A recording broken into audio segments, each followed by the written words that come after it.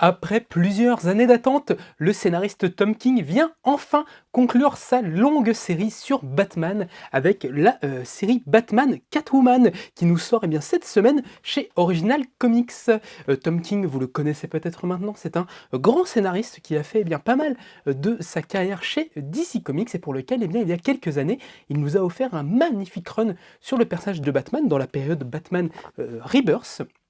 qui avait eu cours à partir de 2017 et pendant 3-4 ans il s'était occupé du destin du Chevalier Noir. Pour faire cela, Tom King a décidé d'avoir une approche un petit peu particulière de Batman parce que lui, son parti pris, ça a été de traiter en fait les traumas, l'intimité vraiment profonde de Bruce Wayne et de poser une question simple: est-ce que Batman peut toujours exister si Bruce Wayne est heureux? Est-ce que le malheur de Bruce Wayne ne crée pas Batman? Et si il peut avoir une petite ode de bonheur, est-ce que le Chevalier Noir ne va pas ne va pas cesser d'exister? Et est-ce que c'est quelque chose de bon pour l'avenir de Gotham? À partir de ce prémisse-là, Tom King va nous faire une longue saga dans laquelle il va confronter Batman un petit peu à toutes ses peurs, à tous ses traumas, où il va beaucoup développer sa relation amoureuse avec Catwoman, et c'est vraiment excellent. Malgré le fait que Tom King est parfois peut-être un peu trop bavard, un petit peu trop psychologique, peut-être qu'il prend parfois un petit peu trop son temps, moi je trouve qu'il a vraiment fait un immense travail sur le personnage, quelque chose de très touchant, de très personnel et de très impactant. Vous le savez peut-être, Tom King,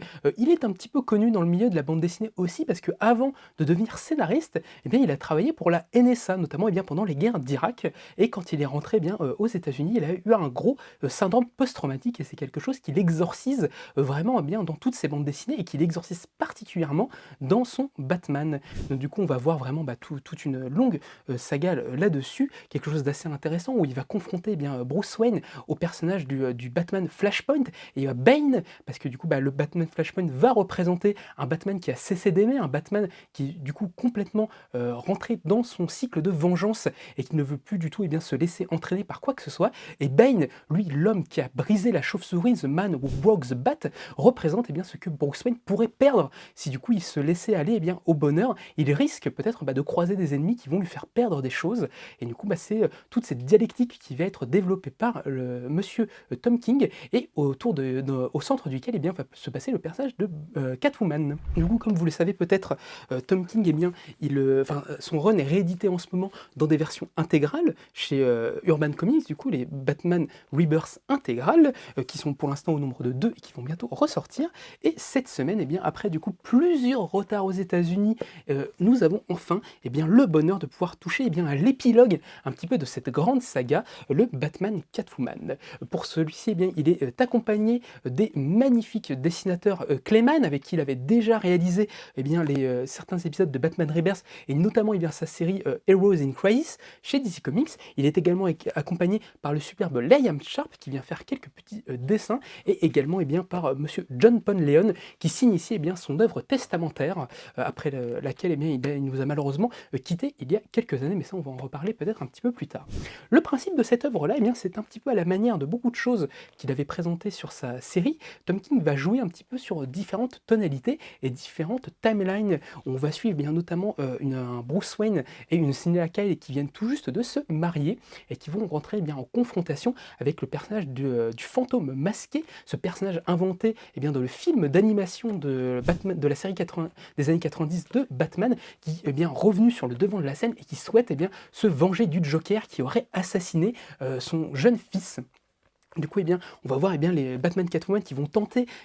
de l'arrêter, qui vont tenter de retrouver le Joker, et en parallèle, on va voir d'autres moments un petit peu de vie intime de la chauve-souris et du chat, et en même temps, on va voir un petit peu leur fin de vie, un petit peu les deux personnages un petit peu plus vieux, et notamment Catwoman qui va devoir se défaire du deuil de son cher Bruce. Du coup, c'est une série vraiment que moi j'ai trouvé particulièrement forte. Moi, ça m'avait déjà énormément touché tout le travail de Tom King en règle générale. Je suis assez client de sa manière d'écrire. Et ici, on se retrouve vraiment avec un épilogue funèbre, quelque chose de très lourd, où il fait son dernier au revoir un petit peu à sa version de Batman. On sent en plus que du coup, John Ponleon, que Tom King connaissait bien, parce que c'est lui qui avait notamment réalisé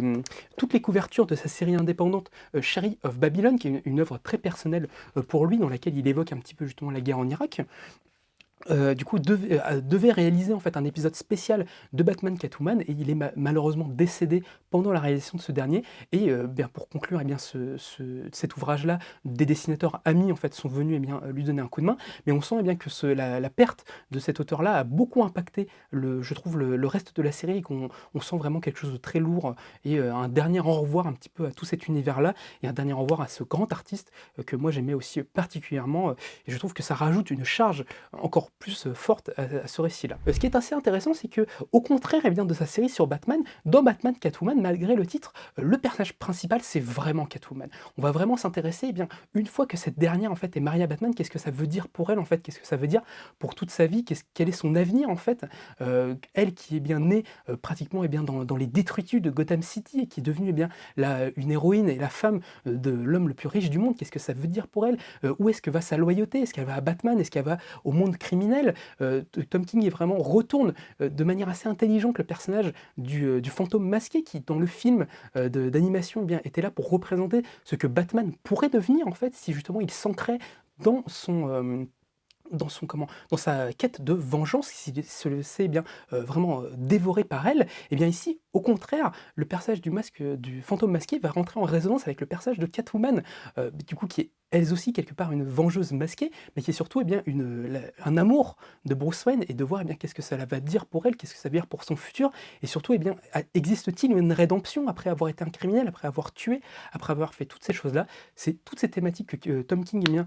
s'intéresse dans ce Batman Catwoman qui n'est pas parfait comme le reste de ce qu'il a pu réaliser sur le personnage, mais qui est vraiment extrêmement réussi. On ressent beaucoup de choses très personnelles dedans. Moi, j'aime vraiment énormément comment il écrit la relation entre les deux personnages. Il s'amuse eh bien, de petits détails un petit peu méta vis-à-vis des lecteurs, notamment parce que quand Batman et Catwoman parlent de leur relation amoureuse, eh bien, ils n'évoquent pas la même. Souvent, quand ils évoquent leur rencontre, Batman, lui, se rappelle de la rencontre dans le premier Batman en 1939, alors que Catwoman, elle, évoque leur première rencontre de Batman Year One en 1987 par Frank Miller. Donc voilà, c'est vraiment très très chouette. Pour cette édition-là, Urban a eu la bonne idée et le bon goût de nous insérer eh bien, les épisodes de Batman à la vie et à la mort, qui étaient réalisés par Lee Weeks et qui était eh bien, le Batman Annual 2,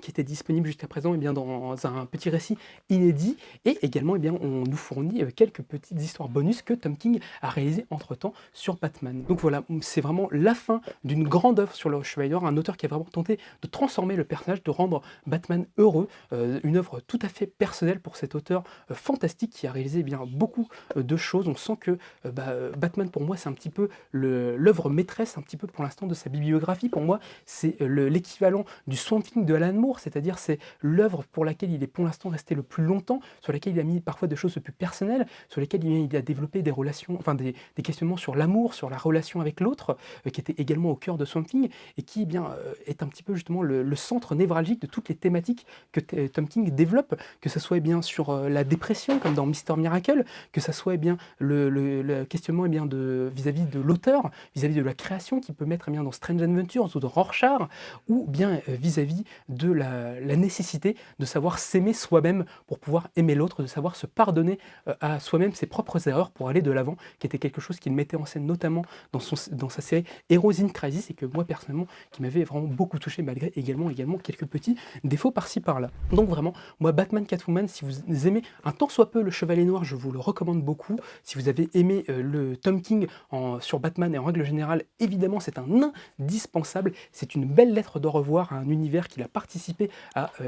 révolutionner à mon sens, ou en tout cas à essayer de transformer. Donc moi c'est mon gros coup de cœur un petit peu de cette fin d'année chez DC Comics, et j'espère que malgré ses défauts, eh bien, vous saurez lui donner sa chance et surtout recevoir cet immense cadeau.